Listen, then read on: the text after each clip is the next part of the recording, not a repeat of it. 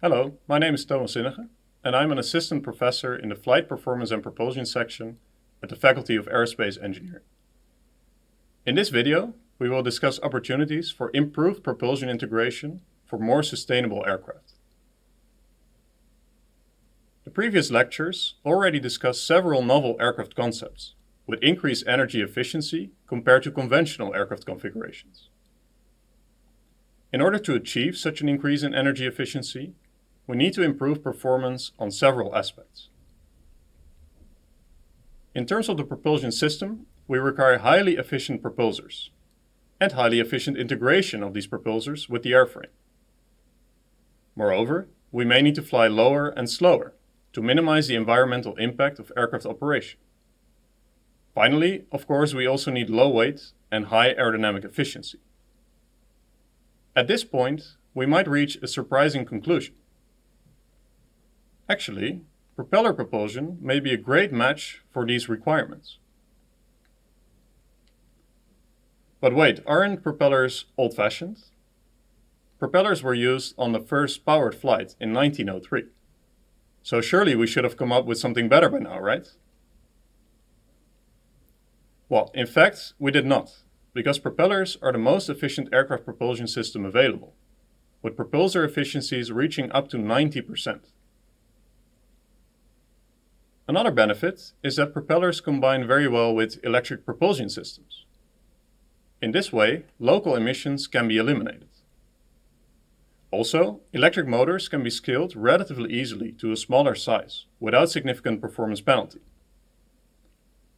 This enables a more flexible distribution of engines over the airframe than what we're used to with gas turbines. Therefore, it brings an opportunity for novel aircraft designs with smart propeller integration solutions.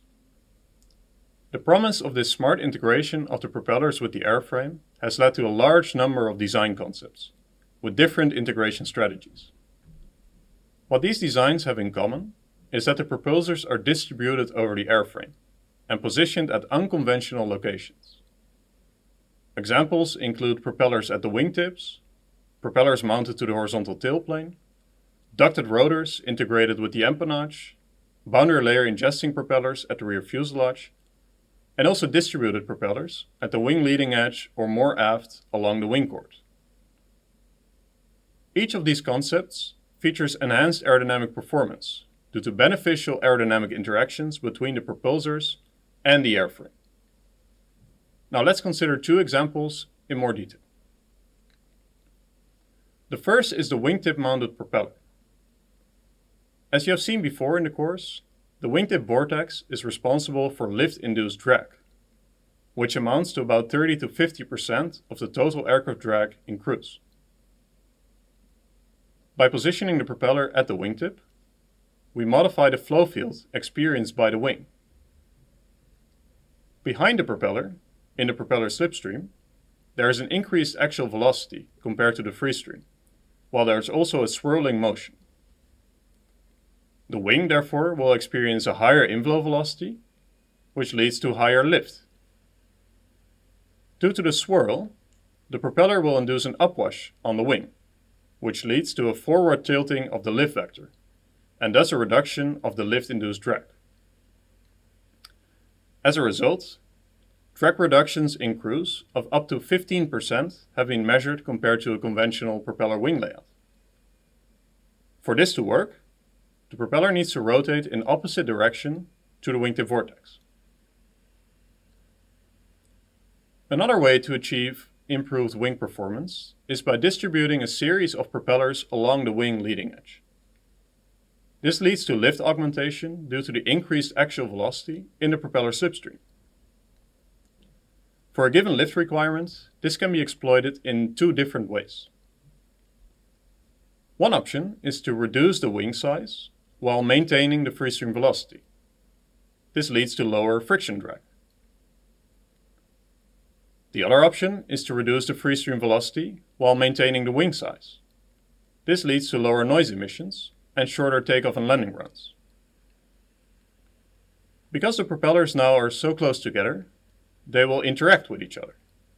This leads to a modification of the slipstream characteristics and also the noise emissions.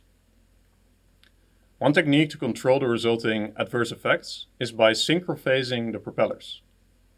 With such technique, the azimuthal angle between the blades of the adjacent propellers is optimized to minimize adverse interactions. Of course, the performance benefits that we just discussed do not come without challenges.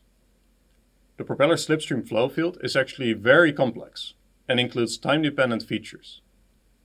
Therefore, the resulting aerodynamic interactions on the airframe will be unsteady. Moreover, because of the close coupling between the propellers and the airframe, the propeller blades will experience changes in loading during the rotation. This leads to additional noise and vibrations. Besides, there are also challenges at aircraft integration level that require attention, such as complexity of the systems, weight increases, impact on stability and control, and also certification challenges. In this lecture, we have seen that propeller propulsion is an attractive option to achieve more sustainable aviation. By integrating the propellers in a smart way with the airframe, performance benefits can be obtained that will be key to achieving more efficient aircraft designs. This does not come without challenges, which are the scope of ongoing research.